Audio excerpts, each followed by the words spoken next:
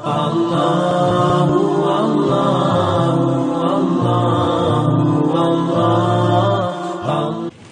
Allah berfirman dalam surah Al-Baqarah 155 sampai 157. A'udzu billahi minasyaitonir rajim wa lanabluwannakum bisyai'in minal khaufi wal ju'i wa naqsin minal amwali wal anfusi wath thamarat wa basyyiris sabirin alladziina idza asabathum musibatun qalu inna lillahi wa inna ilaihi raji'un ulaika 'alaihim shalawatun min rabbihim wa rahmah wa ulaika humul muhtadun.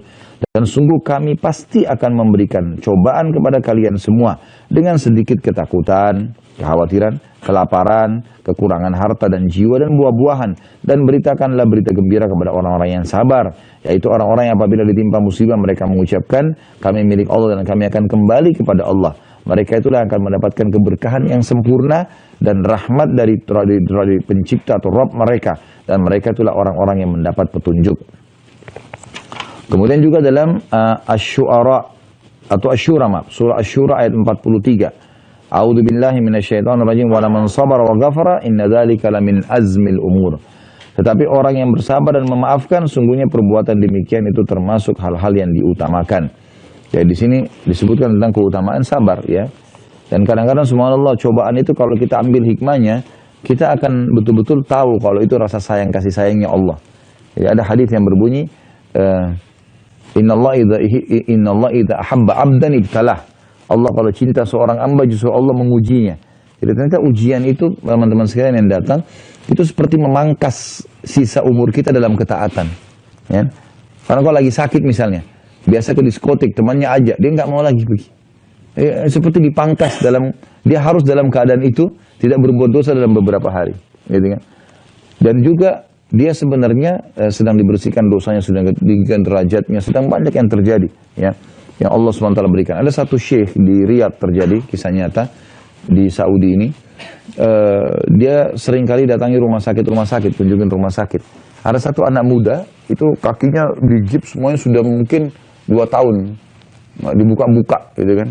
Jadi dia sakit itu. Terus syekh ini tanya, kata Pak dokter-dokter ini yang pasien paling kesian ini, paling lama orang ini, gitu kan. Jadi sudah berapa kali pernah dibuka, ternyata masih butuh, dianu lagi segala macam. Maka dia bilang, syekhnya bilang, saya waktu datang, saya coba memilih kalimat yang paling tepat supaya dia mau sabar gitu. Begitu saya datang, saudaraku bersabarlah. Dia bilang, syekh jangan bilang sabar. Bilang saja, ya bersyukurlah kamu karena dapat cobaan ini. Kata syekh, kenapa kau malah bilang begitu?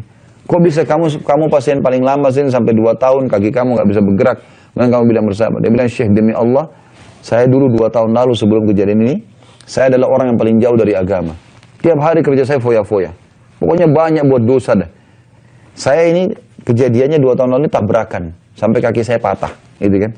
Dan setelah saya masuk rumah sakit, pekan-pekan pertama memang saya sedih, saya sumpah, saya segala macam. Tapi lama-lama, saya hanya jadi berpikir, karena tidak ada kegiatan, dan saya tidak bisa bergerak, saya lihat Al-Quran, saya baca Al-Quran. Dan tahu syekh, selama 2 tahun ini saya di sini, kaki saya begini, saya jadi hafal Quran. 30 juz. Jadi saya bersyukur justru saya dapat musibah ini. Jadi kadang-kadang subhanallah memang cobaan kalau datang itu, memberikan kepada orang sesuatu yang dia mesti ambil hikmah dari situ ya. Tidak selamanya harus sangka buruk dengan sang pencipta Allah SWT. Jadi Allah SWT memberikan yang terbaik. Kemudian surah Al-Baqarah 153 juga berbunyi, A'udzubillahi minasyaitonir rajim, ya ayyuhalladzina amanu ista'inu bis-sabri was-shalah innallaha ma'as-sabirin. Orang yang beriman hai orang-orang beriman, jadikanlah sabar dan salat sebagai penolongmu.